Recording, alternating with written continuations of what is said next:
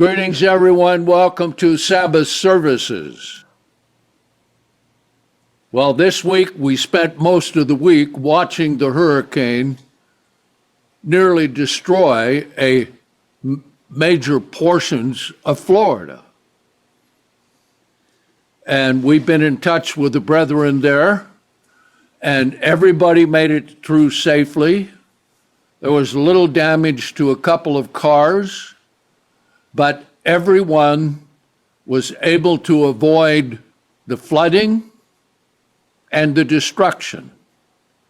Nolan Joseph, our elder in northern Florida, when I spoke to him on the phone, said they had a big tree out front. And if the tree would have fallen and hit the house, it would have virtually destroyed all the roof, minimum. But the wind came and blew it, and it fell right alongside the house and missed everything. So even in those difficult and treacherous and dreadful times, the hand of God is always there through his angels to watch over us and protect us.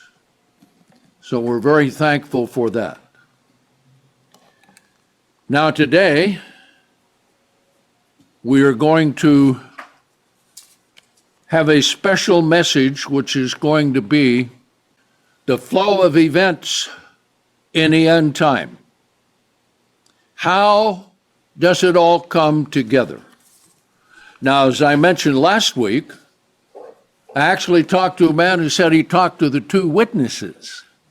Well, the two witnesses, as we will see, must be in Jerusalem and must be clothed in sackcloth and must be preaching the word of God and must have the ability to call down plagues on the earth at will. So I want to read you what I wrote for the introduction for God's plan for mankind revealed by his Sabbath and holy days. And if you don't have that book, you need to get it. It's a big, thick book, but there's transcripts of the messages along with the CD messages. It's very easy to read and understand. So you need to get it. Now, as I've mentioned many times before, today we are trained with a very short attention span. So why don't you test your own attention span, okay? See if it's longer than 12 to 15 minutes, because 12 to 15 minutes is about the maximum time, sometimes up to 20 minutes, that they have on television, from live television or recorded television to the commercials.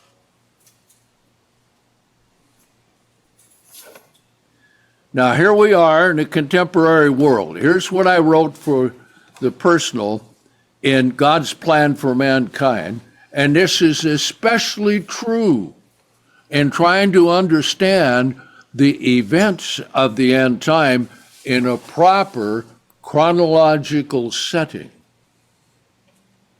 which is what we will do today. But here's what I wrote. The contemporary world in which we live encourages individual opinions, insisting that everyone's opinion is of equal validity. Now, I saw on television one of the representatives ask one of these modern woke idiots who was there to testify, he said, "Tell me, can a man get pregnant and give birth?"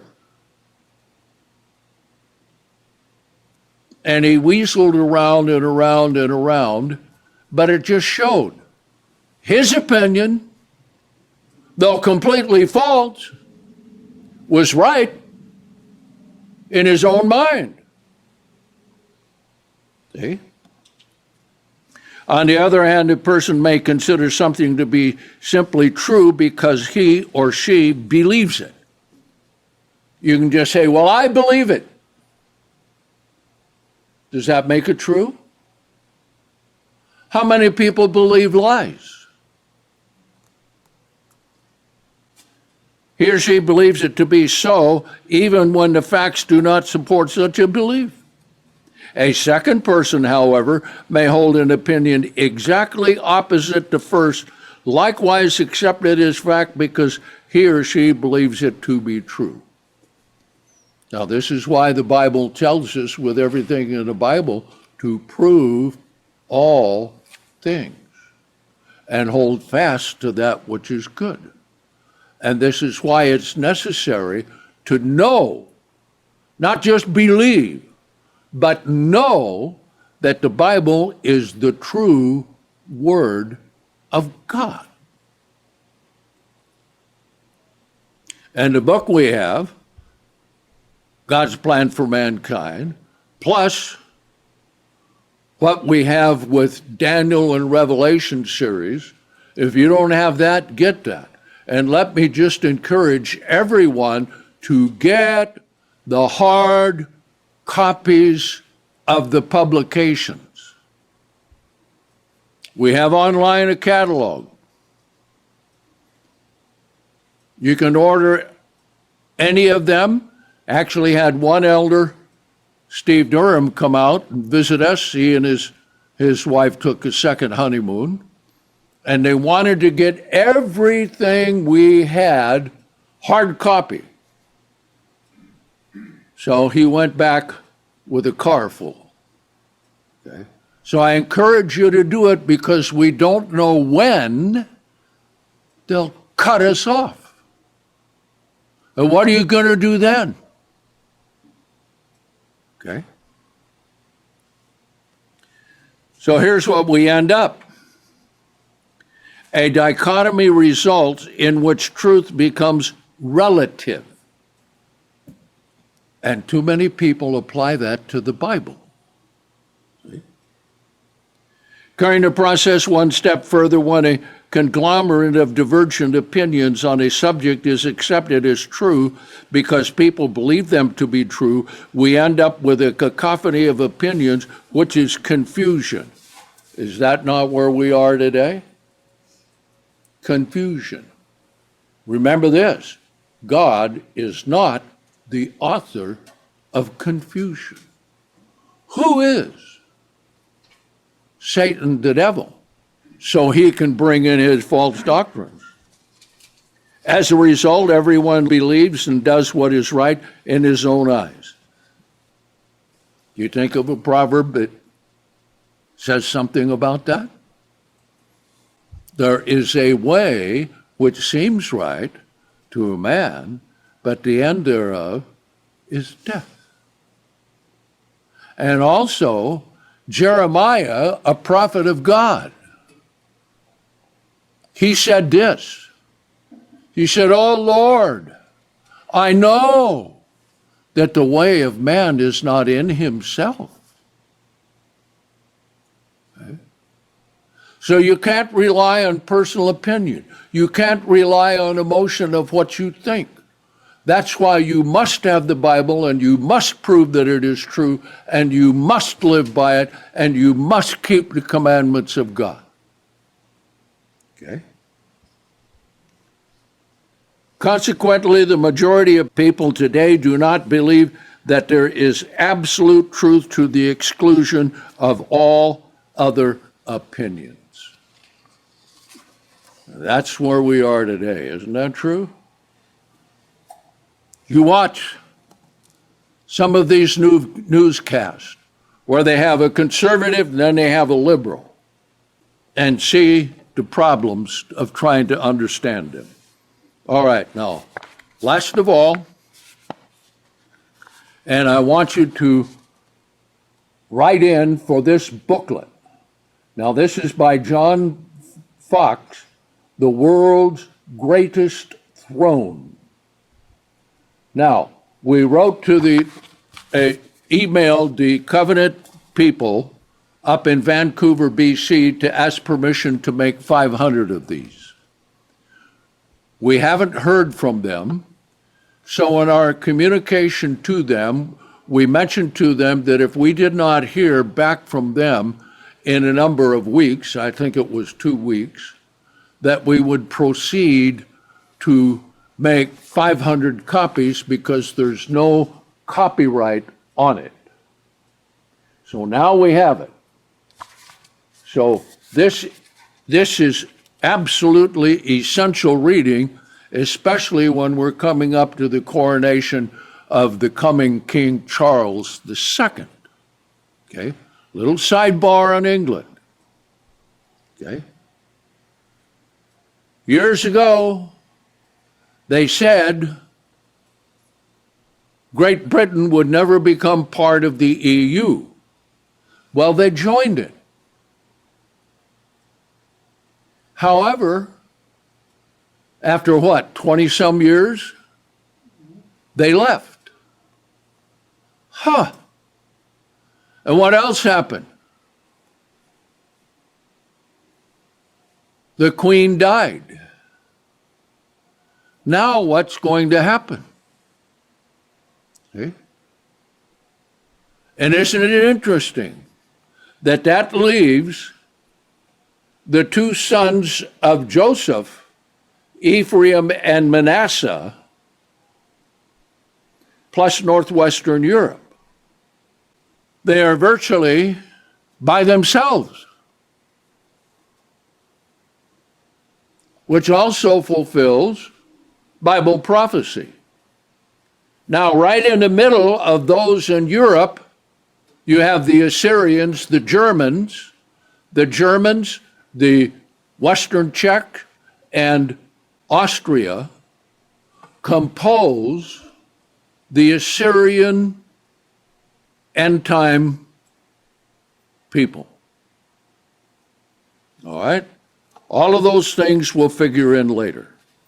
Now, Daniel 9, then Revelation 13. Now, here is an interesting prophecy that does not give you very much in the way of detail or fulfillment, okay? This is the 70-week prophecy. Now, it talks about his first coming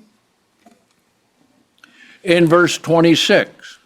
First, it took 49 years to rebuild the temple, okay? And then it took 62 weeks after that, and each week is 7 years. Messiah shall be cut off, verse 26, but not for himself.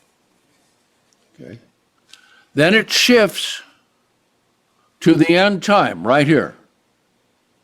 Now remember what we covered last week and the week before, how that in the Old Testament, sometimes the prophecies refer to future events, sometimes they refer to contemporary events, sometimes they refer to past events. And they're all kind of mixed together. The people of the prince who shall come shall destroy the city. A type of that was in 70 AD. And the Jews admit that that's worse than the Holocaust. Now, see if you can find any Jew, high or low, a religious person or a non-religious person, admit that the destruction of Jerusalem came because of the sins of the people. See, the Jews. I said, all the Romans. Well, remember, God raises up nations and take down nations. All right? Destroy the city and its sanctuary, that the end shall be with a flood. And that flood refers to a great invasion. And unto the end of the war, so it interprets the flood as a war, desolations are determined. Now, we're looking at a man, he. This doesn't refer to Jesus. This refers, as we will see, to Revelation 13. He shall confirm a covenant with many weak, and in the midst of the week he shall cause the sacrifice and offerings to cease. Okay? And upon the wing of abomination shall come one who makes desolate even unto the consummation, meaning the return of Christ in the book of Revelation. The consummation means the completion of the age of man. Okay? And the fully determined, which is decreed, shall be poured out upon the desolate. All right? Let's look at what is happening contemporarily, because this refers to it. But Revelation gives us the understanding. Now let's come first of all to Revelation 11, because we're going to cover all the books of Revelation from chapter 6 to chapter 19. Okay? But Revelation 13. Now verse 1. Now what this shows is a process occurring. Okay? Now we know, so put this in your notes. Revelation 17:15 says the waters are peoples and nations and languages and tongues. Okay. So here John, he stood on the sand of the sea and saw a beast rising up out of the sea, having 7 heads and 10 horns. This is a beast with 7 heads and 10 horns, having nothing to do with the sequence of the beast in the book of Daniel, chapter 2, 8, and 7. Okay? And on his horns 10 crowns, and upon the head the names of blasphemy. Okay? And I saw the beast that was like a leopard, his feet like the feet of a bear, or mouth of a lion, and the dragon gave him his power and his throne and his great authority. Now put in your margin, Matthew 4, Luke 4, where Satan says that he gives the power of the nations to whoever would worship him. And that was the temptation against Christ. Remember that. Okay. Now then, verse 3. And I saw one of the heads, as it were, wounded to death, but his deadly wound was healed. And the whole earth was amazed and followed the beast. So here we have, and we see it coming, a one world government. And there are those who understand that the nucleus of the leadership is already working behind the scenes. Okay? So we see it. Now, we don't know exactly when this deadly wound takes place, but we can make a pretty good guess. Okay? So let me do this. Going to ring my cowbell so that you know we're going to make some suppositions to help fit these things together. Now notice what else happens. And we see this coming upon us right now. Okay? All you have to do is this. Look at what the Department of Justice has done against that man in Pennsylvania who was against abortion and trying to counsel women, think it over before you go in and have it done. He was doing everything according to the law that he should. He wasn't harassing anybody, okay?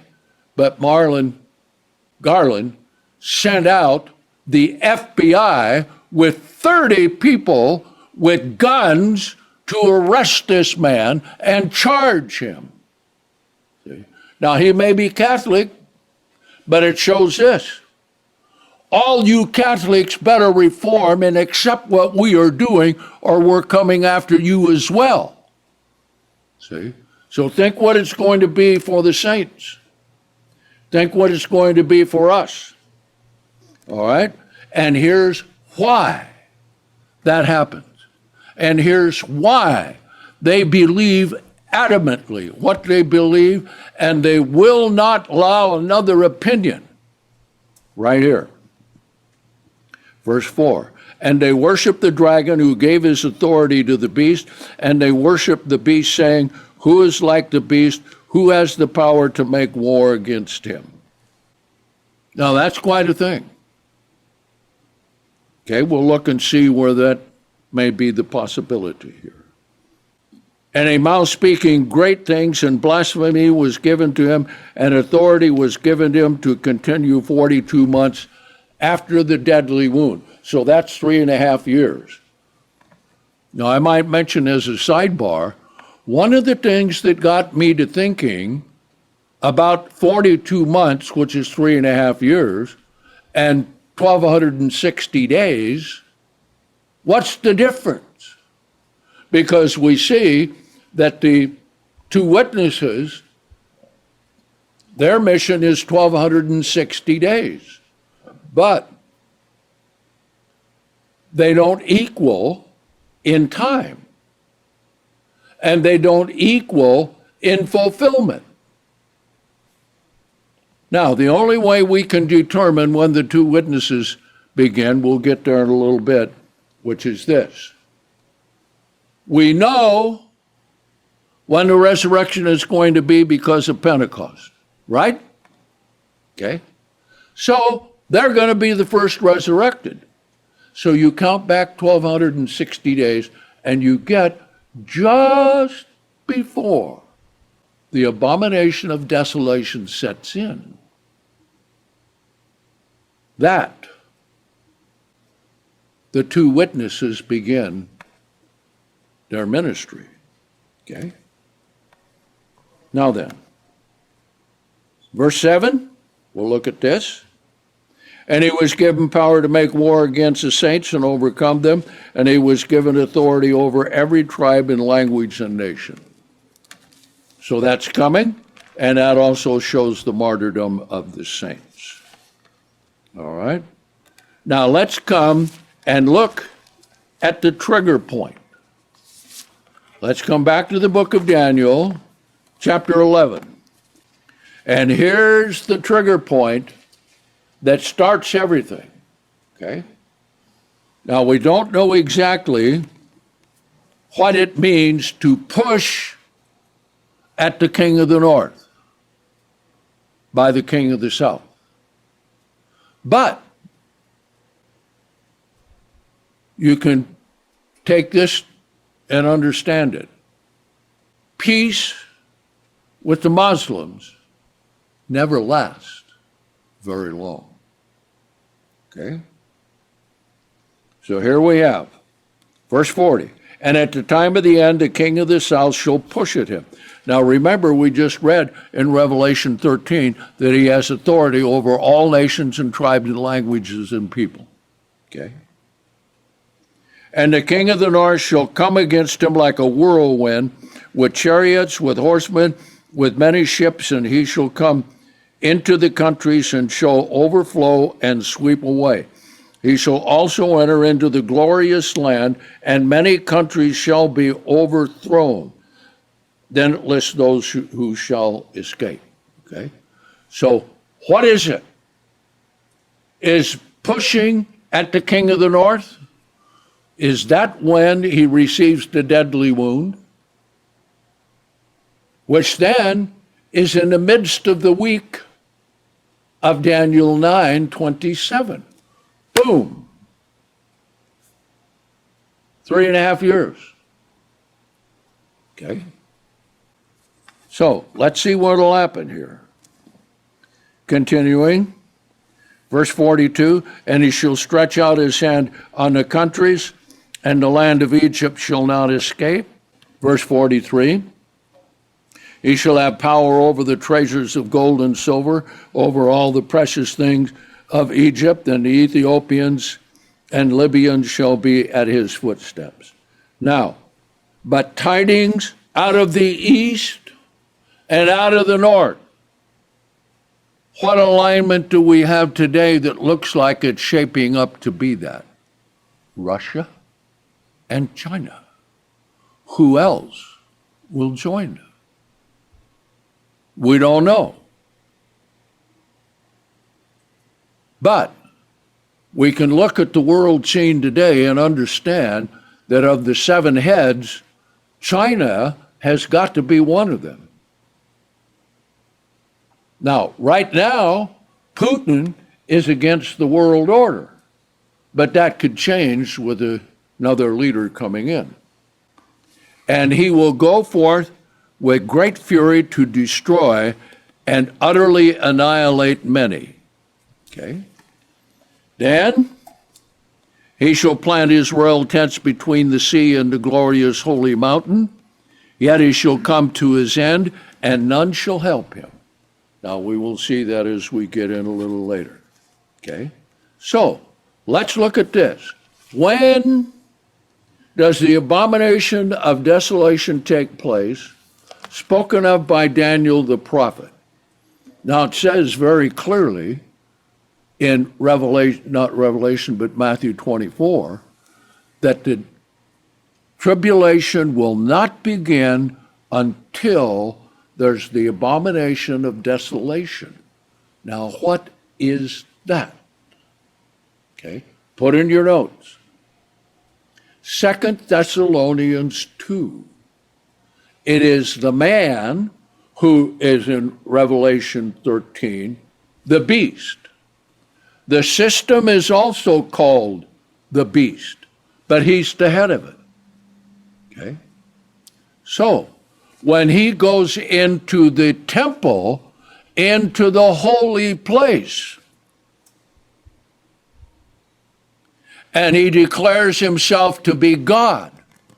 Now, what did it say in Revelation 13 about that beast power? They worship the dragon and they worship the beast. Now, that's why he goes into the temple, and that's why there will be a temple built. Now, there may be a few preliminary offerings offered on whole stone altars by the Jews and the Levites, but they have all the plans to build the temple. If you don't believe it, you go to the templeinstitute.com and you will see. All right?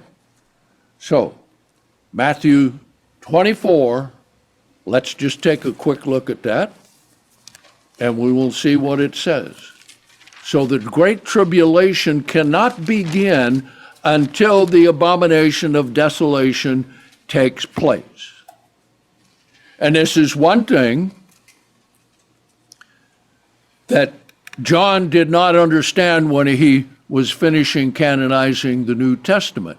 And he put in the parenthetical statement in verse 15, the one who reads, let him understand. Because he knew what Paul wrote about the man of sin, the son of perdition, coming into the temple to say he's God. And he also knew that for the two witnesses, that the temple would be there because it was to be measured by the angel as the two witnesses began their ministry. Okay? So it says here, verse 15, therefore, when you see the abomination of desolation, which was spoken of by Daniel the prophet, Daniel 9:27, standing in the holy place, okay, 2 Thessalonians 2, saying, I'm God. Now remember, it wasn't too long ago that people still believed in the emperor as God. And the last country to give it up by force of the American military occupying that nation was the nation of Japan. They looked upon Herahito as God in the flesh. And the people were not allowed to look directly at him. However, after the Americans conquered them, one of the terms of the surrender was the Japanese wanted to keep their emperor, and the Americans agreed to it if the emperor would go out and show that he was human and talk to the people. And he did. So that will be revised. Then it says those who are in Judea flee to the mountains. All right? Now, let's come to Revelation 11 for just a minute. Two witnesses. When do the two witnesses begin their ministry? Well, we count from Pentecost back 1,260 days, and we got a big chart that comes with it. We have all the transcripts. We have all the messages on CDs. All right? When do they start? Okay.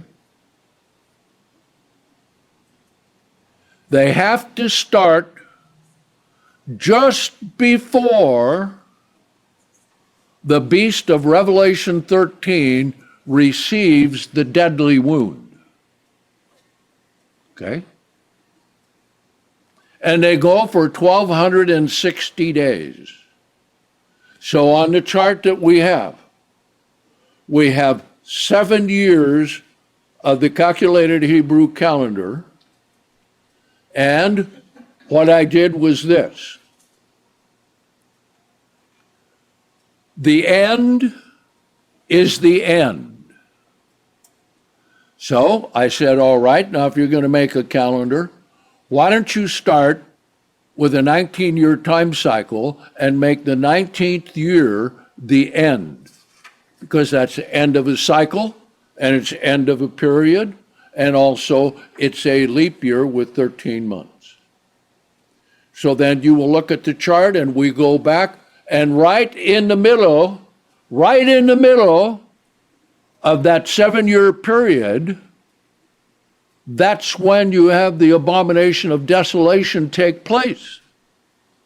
But the two witnesses start just before that. Okay?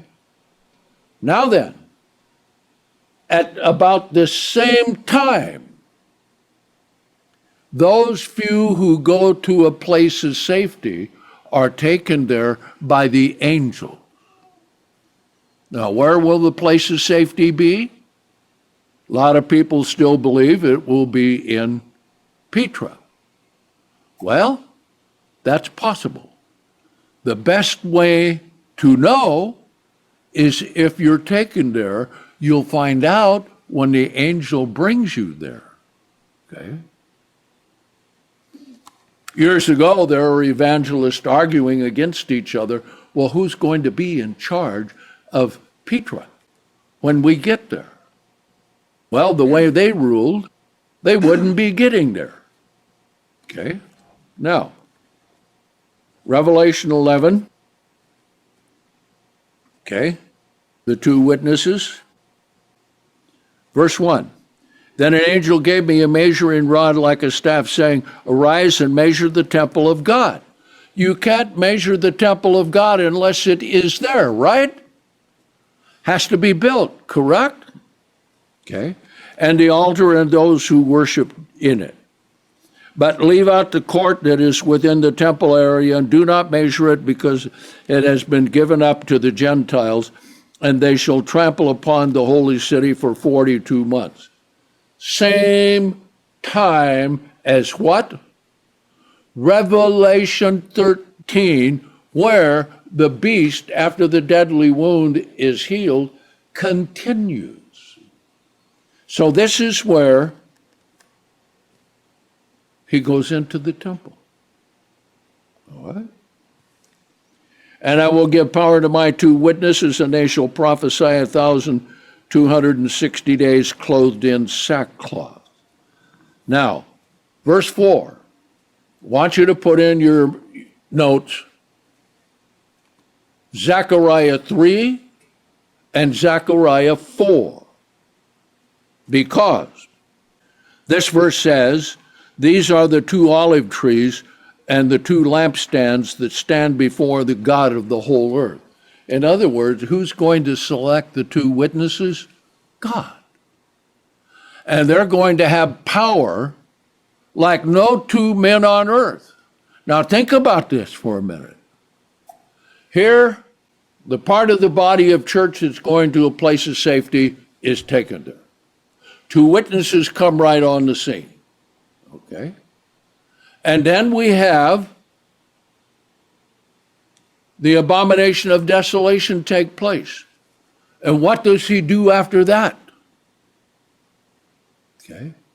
Then we have the martyrdom of the saints.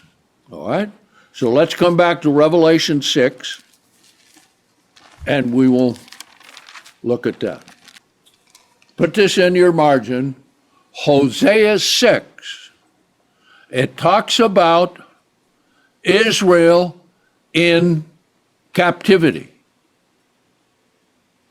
And it says, and after 2 days, a day in prophecy is a year. So the 3.5 years, after 2 years, they are raised up in the 3rd day, which means the start of the last 3.5 years. Okay? Now, here we have Revelation 6. Now, as we have seen, and I showed you last week, the one world religion is coming into reality. The only question remaining is, what's going to happen to the Protestants? Now, they're stuck. See?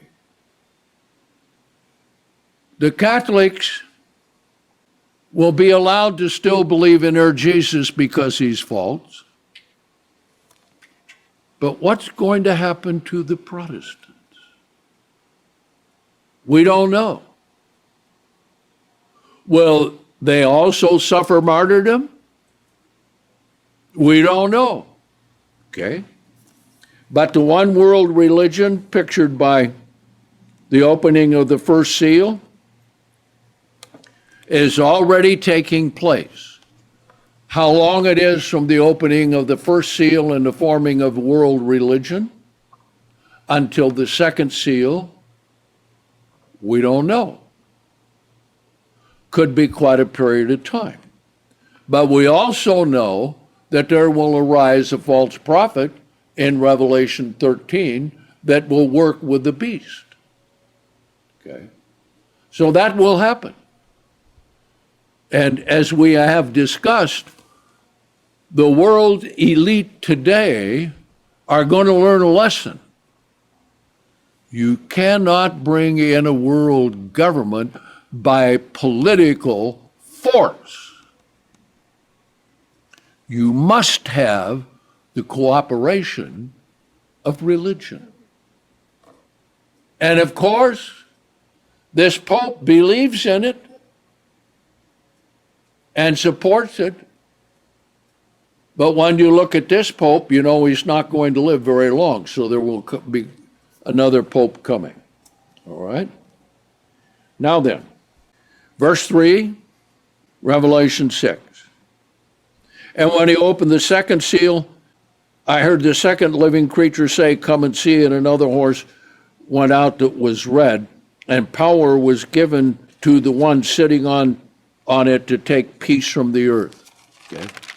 This is when the deadly wound is healed, and the beast goes into the Holy of Holies and says he is God. Then he's going to declare war on all who oppose him. All right? So who knows what that will be or how many that will be.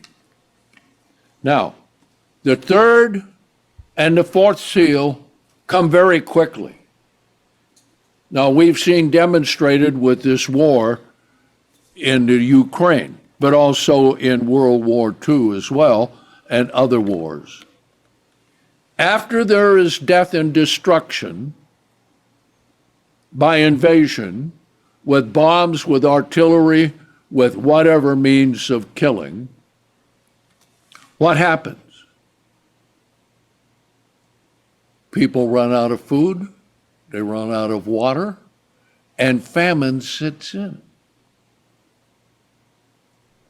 And then they look for a scapegoat. And who will that scapegoat be? Those who believe in the true God. Now remember what Jesus said. He that loves his life shall lose it, and he that loses his life for my sake shall find it. Now we don't know exactly how this martyrdom is going to be. But Revelation 20 indicates that the martyrdom and the killing will be beheading. Now then, here we come down to the completion of 2 full years of the 3.5 at the end. And this is going to be an awesome event to take place. You've heard me cover this before, but the more I go through it and the more I see of what God has made out in the universe and how Christ is going to come, the more powerful and the more realistic that this is going to be. Okay? So it's about time to take a break. So we'll take a break and we'll come back in 20.